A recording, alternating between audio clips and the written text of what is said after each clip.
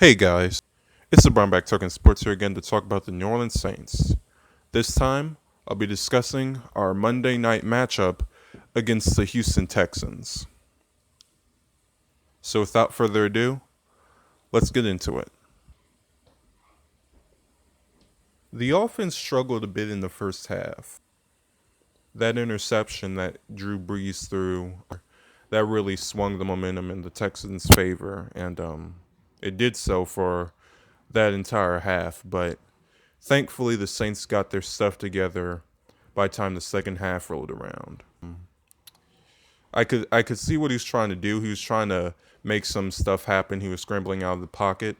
I could see what he was trying to do, but he just forced it, and yeah, that did us in for that first half. But like I said, he pulled his stuff together. He finished with 370 passing yards. He was 32 for 43 passing attempts. He had 2 touchdowns, and he had a pick. And that includes the game-winning drive. Breeze was amazing in that final drive. He had a lot of composure, and the offensive line, overall, I think the offensive line did a great job today. J.J. Watt was barely even a factor today. I knew he didn't get any sacks because I watched the game, but I saw some of the stats later on, and I heard some of the people talking about it, and I found out he didn't even get any tackles. So that was a really great job by our offensive line, but there was some pressure. There was some times when there were guys in Breeze's face, and it got a little scary then. But thankfully, Breeze had kept his composure, and he threw the smart passes, and Will Lutz with the 58-yard field goal. I mean, that was just amazing. I posted a video a little while ago. Basically, it was basically my reaction, like literally like 10 minutes after the game had ended. I was going on and on about Will Lutz, and rightfully so, because he missed a 56-yarder earlier in the game. It was like right before the first half ended. It didn't look like we were going to get any points before the half ended, but Breeze threw a really nice pass to Michael Thomas on the sideline, and we were in position to make the field goal, but Lutz didn't do it. But I know that there was a mistake on the officials' part. It's kind of complicated to explain, but basically the officials kind of messed up with the clock. It was like at 43 seconds when Michael Thomas got out of bounds, and I guess the referees didn't know that he got out of bounds, and we had like 26 seconds left, but there was a 10-second runoff, and we didn't have as much time to get some good field position. So a lot of Saints fans are probably going to be pissy about that, and I know we wouldn't have heard the end of that if we had lost the game. But I can admit it was an honest mistake, and there were a lot of other factors. Even if we had lost this game, there were a lot of other factors that needed to be talked about a lot more within the Saints organization. But we'll get into that a little later. But yeah, he missed it. But that final kick, man, that final kick, that 58-yarder, that really made up for that missed that one he missed earlier in the game, because that was just amazing. Will Lutz is the highest paid kicker in the NFL currently. I still don't know how much we paid him, but even then, I'm still glad that he got his money, and I'm glad that he's producing. To talk about the receivers a bit, Alvin Kamara had a really great game all around. He finished with 7 receptions for 72 yards.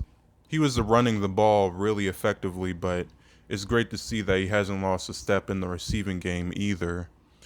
Teddy Ginn was really good too. he had a really quiet game. Not in the stats department. It was just like he was barely really noticed when it came to like receiving like in the game. Like there was this play later in the game that was instrumental. It was a 3rd down and 2. We were up by 3. It was 21-24, and it was a really intense play because Breeze didn't he almost didn't get the snap off in time. I'm surprised, even looking back at the highlights, that he got that ball off at that time. But yeah, looking back on it, it was a little disappointing because he kind of underthrew Teddy Ginn. Like if he had thrown that out a bit more better, a bit more farther, Teddy Ginn would have went to the end zone with that, and that would have ended the game right then and there. But yeah, I can get why the throw was a little bit was a little short because they're basically panicking, trying to get rid of the ball, not get rid of it, but snap the ball in time. So yeah, it was a really intense play. But yeah, outside of that play and the final reception of the game, which got us to the Texans 40-yard line, which helped with Will Lutz's kick. I don't actually remember a lot from Teddy Ginn. I'm surprised I didn't notice him more, but yeah, it's really great to have Ted Ginn back. He was injured for most of last year, and when he came back, he was a factor. Like that Steelers game, I think it was like 3rd and 20, 3rd and 18. He caught that pass, which set up Michael Thomas's touchdown catch. But yeah, it's really great to have him healthy this year, and I really hope that he stays healthy this year because he will be a huge asset along with Jared Cook and Michael Thomas and Alvin Kamara in the receiving department. Speaking of Michael Thomas, he had a really great game too. He had 10 receptions for 123 yards. There were a lot more catches by him in the first half than in the second half, but it's still great to see that Michael Thomas is contributing at a high level. Jared Cook was a little disappointing, not because he didn't play good, but he only had 2 receptions for 26 yards. I was hoping that he would be more, they would be more involved in the offense more, because that was like one of the biggest signings in the offseason for the Saints. Like, this was a big deal. Like, Jared Cook had a really good season with the Raiders, and we all know how they looked last year. So, yeah, he was really doing good on a bad team in a bad situation. I guess he has to learn the system a bit more. So, yeah, hopefully we'll get to see Jared Cook as more as a asset and a weapon for Breeze in the future. Despite Michael Thomas and Ted Ginn having huge receiving games, it's ironic that they didn't find the end zone this game. The ones who found the end zone were Taysom Hill playing as tight end and Traquan Smith. Taysom Hill catching a really good pass from Breeze. That was a really good catch. He went up and got that ball. And Traquan Smith, I think Breeze was looking for Thomas on that play, but he didn't have him, so Breeze scrambled out of the pocket, and he threw a really nice pass on the run, and Traquan Smith caught it in the end zone. So, yeah, that was really good. Outside of that, they didn't have much of a big day, but it's great to see that there are other receivers who are threats to the defense outside of Ted Ginn and Michael Thomas and Jared Cook. To talk about the rushing a bit, Kamara really stood out in that aspect too. He had 13 carries for 97 yards, and he averaged 7.5 a carry. It's really great to see that Alvin Kamara is accepting this larger role for him in the New Orleans Saints offense. Mark Ingram was the main guy for us. It's great to see that Alvin Kamara is stepping up in Mark Ingram's place. The run blocking was really good in this game, but which is another credit to our offensive line because those guys are amazing. But the elusiveness that Alvin Kamara has is just crazy.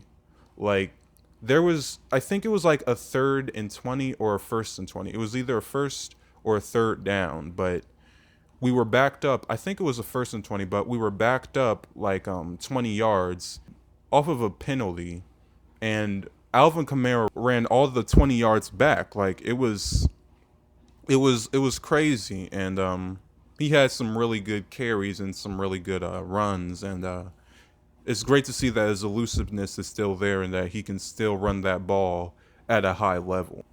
Latavius Murray, on the other hand, he had a pretty all right game. He had a rushing touchdown. That was our first touchdown of the whole game, so that broke open the momentum for the Saints. But outside of that rushing touchdown, he really didn't do much. I don't feel like we used him that much. I don't feel like he got that many carries in the first place. But yeah, I guess it's just something like Jared Cook. Like with the Jared Cook situation, we're not really using him that much because they need a few more weeks to understand our system a little better. So in the coming weeks, I'll trust that we'll have like a game plan for Latavius Murray and that he'll be great within our system. But for now, he did pretty all right. That pretty much wraps up my thoughts on the offense. So all that leaves is the defense. The defense, the defense is a real mixed bag. Like the defense, there's a lot to say about the defense. Like first off, what we did good. The defensive line, we started off pretty slow, but we finished with 6 sacks on Watson. So I'm satisfied with the pressure we got on Watson, but our rushing defense, it really wasn't that good. I can get Watson rushing for 40 yards because Watson is just that type of QB. Like when he has an open running lane, he's going to take it and he's going to dart out. So I'm not really upset at the defense for that, but the rushing defense early on, it really got off to a slow start. Like later in the game, I'll give them credit. We did kind of slow them down in the rushing department, but yeah, we got off to a slow start, and these coming weeks we can't do that, especially on the road. I get it; it's week 1 and all, but still, these coming weeks we gotta start off a lot faster. That's pretty much all my thoughts on the defensive line slash the rushing defense. So on to our pass defense, our pass coverage, our secondary. Aside from Marcus Williams' big play, Marcus Williams, he came from the other side of the field to pick it off, and that was a real momentum shifter. But other than that, the pass defense was garbage, man. Like Hopkins is just an elite player. He's an elite talent, and he's gonna make those plays regardless. But prime example of how garbage our pass defense was. Like towards the end of the game, the offense goes on the field, they kick a field goal, we have a 6-point lead. They need a touchdown to win. They need 7 points.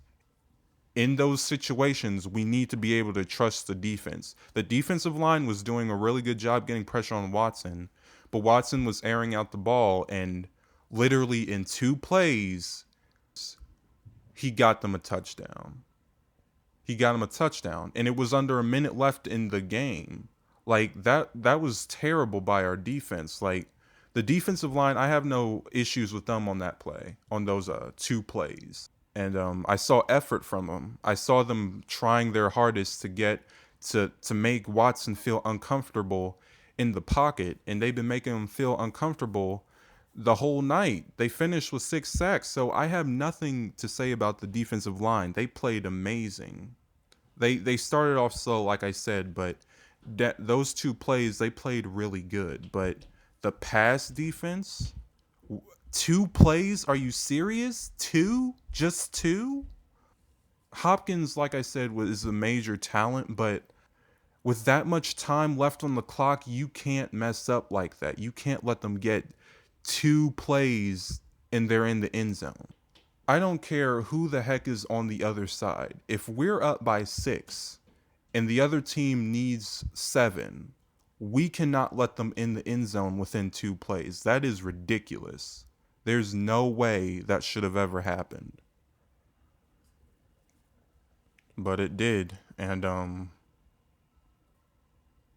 they got a touchdown and they tied it up 27 to 27. But the Texans missed their extra point. But one of the players on the special teams, Chauncey Gardner-Johnson, the rookie we drafted this year, he hit the kicker.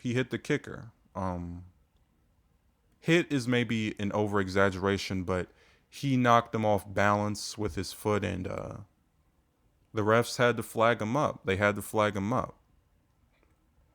Now, I saw some people, like some commentators, like even the commentators in the game, were kind of saying that's ticky-tacky. And some Saints fans probably thought so. Or maybe you could say that because it didn't really affect the kick. But nevertheless, he violated the rules. And that was a really sloppy play when we didn't need that. That was terrible. That reminds me back in week 3 of the Falcons game when the Falcons, we forced them to kick a field goal, but the defense did something stupid, and the penalty resulted in them getting a first down, an automatic first down, and then they went into the end zone. Thankfully, we won that game too, but the special teams cannot be messing up like that. The kicker missed. It was a legitimate miss, but Chauncey, he made a very sloppy play, and we don't need that in the future, and we can't have that happen. We just can't have that happen. That's just unacceptable. Just a little side note, while I'm on the subject of special teams, Deontay Harris, the rookie, who is currently our returner, he had a pretty decent game. I think he's going to be a real asset to us when we make the playoffs and even through this season. A nice returner is always something you want to have in these tough games. But that's pretty much all my thoughts on how the Saints did. There are definitely things we need to address, but it's always great to win a game like this, especially in week 1. I don't even remember the last time we won a week 1 game. Like, it's been a while. Let's get the win against the Rams. My head is losing that game in my weeks 1 through 4 preview. But I'd love to be proven wrong. I'd love to see us go into the Rams building and do damage. So yeah, let's get better. Let's address some things we had. Let's address the difficulties our offense and defense had, and let's get better from there. But for the final time, that's pretty much all my thoughts on the game. Subscribe if you haven't done so.